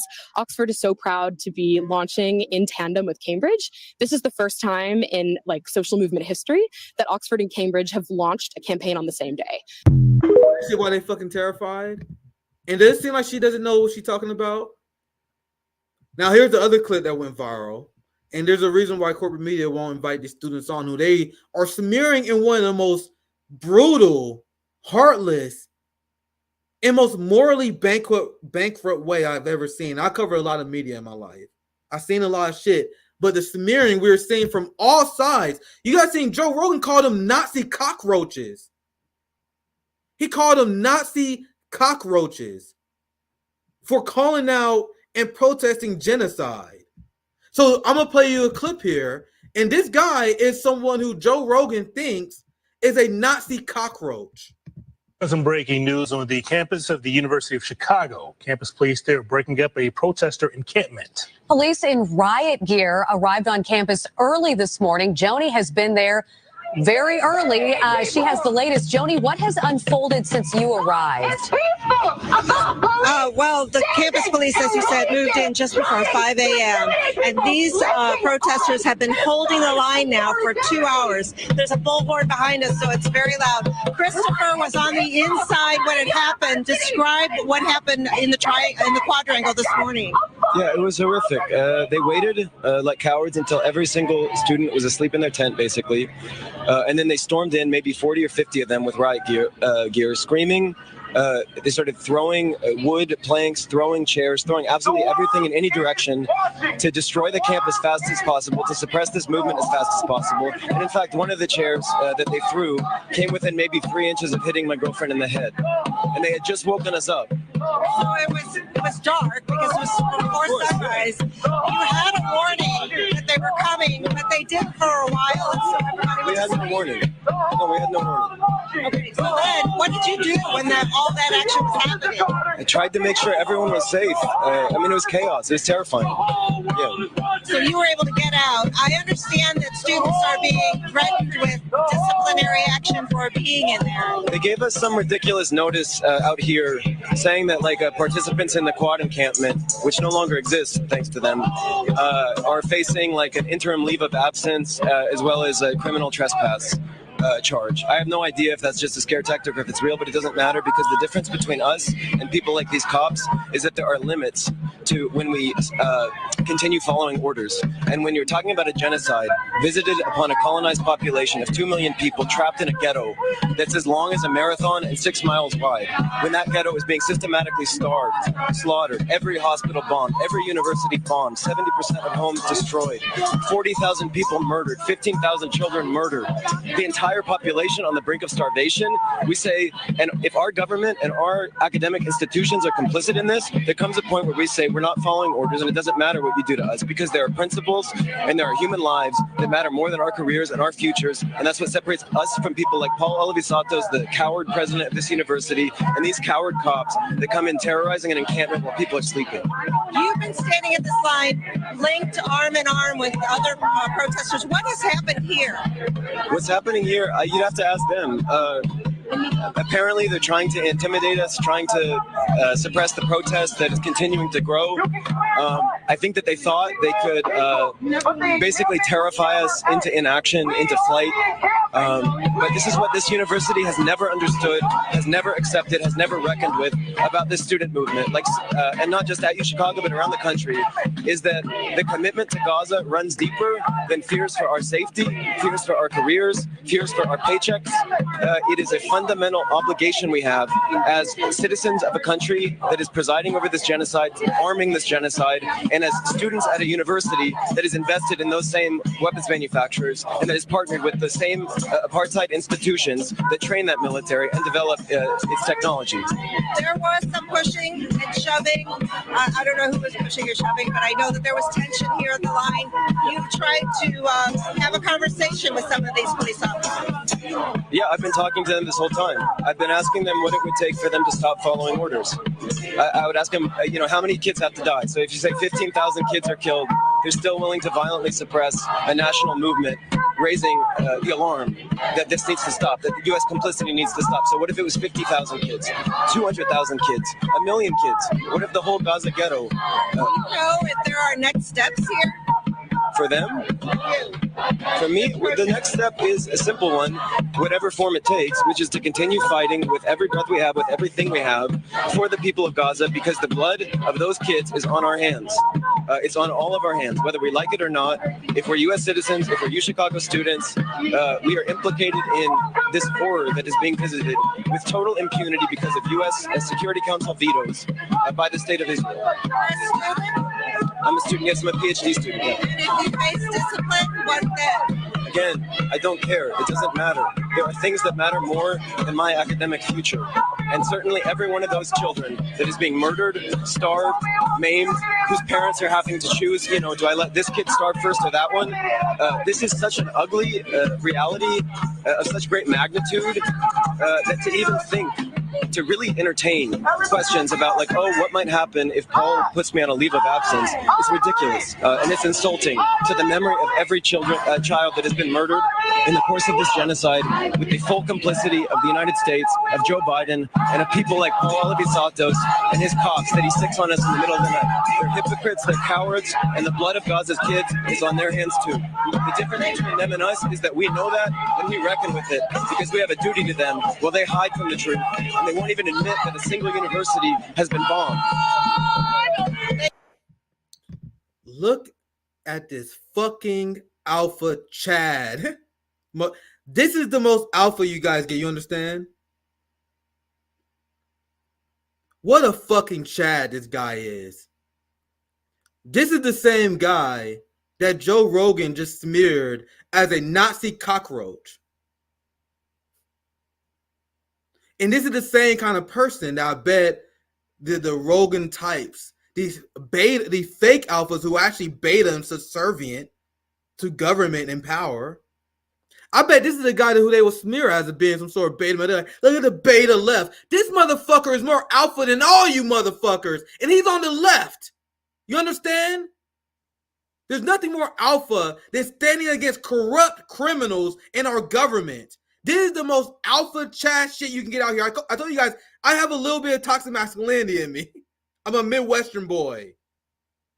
The most alpha shit that you can do, and your job as a man, is to provide better for your children. to provide better for your family. So if you live in a corrupt government and you're not doing everything you can to overthrow corrupt government, you are failing as a man. You are not a man if you're a bootlicker like Joe Rogan. White America, do you get it? The alphas are not on the right. The alphas are the black leftists, are the Marxists, are the people who are not afraid to call themselves communists because they don't give a fuck about social pressure. Those are the alphas. Not these weak-ass, spineless right-wingers who are fucking subservient to power. And the fact that the left has been too afraid to even challenge them on this narrative has been crazy to me. Zoya, I ended there. I'll give you last thoughts. Anything else you want to add? We're about 2 hours and I'm tired. Yeah, just one thing. I DM'd you on Twitter, which is some good news, and it's very short. So I want to say, even if they put this man in handcuffs, he's truly free. He has freed his mind. He is not afraid of anything. And Iran is doing a really amazing thing. This is one of many universities that are offering the student protesters who may lose their jobs or schooling, they can come to Iran and for free get an education and job placement. Look at this announcement. Iran student protesters, free education and jobs for everyone. So Iran is giving them a way out. Would America, actually America has done this. America has done this to people betraying their countries. And now we see that these countries are turning the tables. So the Western government can't threaten you anymore with capital by taking away your way to gain shelter or food, because the global South, BRICS, multipolarity is rising and they will have your back. If you're on the right side of history, if you're for liberation, these other countries, Russia, Iran, China, they will help you out. So don't be scared of what America can do to you. Well said, Zoya. I'm going to give you last talk because I'm tired. To be honest, you guys see I've been ranting and raving for 2 hours. So, Zoya, thanks for joining me, my unofficial co-host at Nick at Night. I'm going to drop you the link sometime so you can join whenever you feel like it. Thanks for joining me.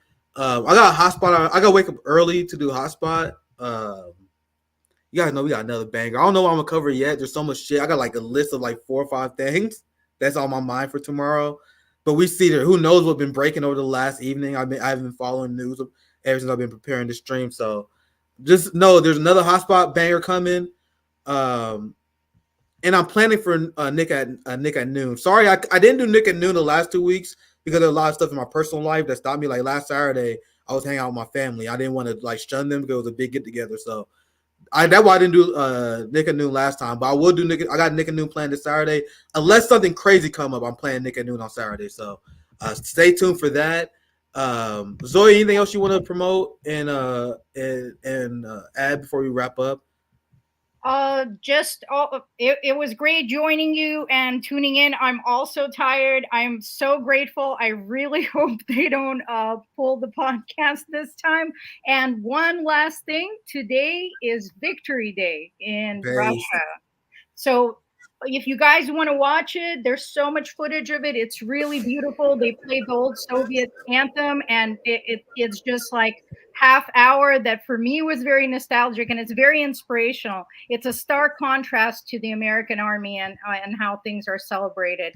And meanwhile, today Ukrainians were out in full swing with Western allies trying to say that America and Britain and the Allies defeated the Nazis. We gotta cover that soon, Zoya, because that's one of the segments I couldn't cover today. I couldn't like 2 segments today.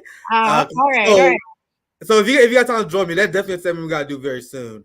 So definitely be covered. Sorry, I told you I'm tired. So Zoya, finish your thought and we can wrap up. I didn't mean to interrupt you. Sorry. Just wanted to debunk that on this day today, that it was the Red Army. Tens of millions of people died. Everyone, my grandparents were in the war. So many people's grandparents were in the war. People are honoring this all over the world, putting down flowers at eternal flames. So it's a beautiful day in all the countries that actually opposed fascism today. So that's the inspirational note I wanted to leave you guys with, this feeling of celebration. We did beat them once, and we can definitely beat them again. Well said. Zoe is love. Zoe is life. Thank you for joining me. Thank you for listening, guys. I have a link in the Patreon description if you guys want to support my show. I'm tired. I'm gonna log off. So thank you guys for watching.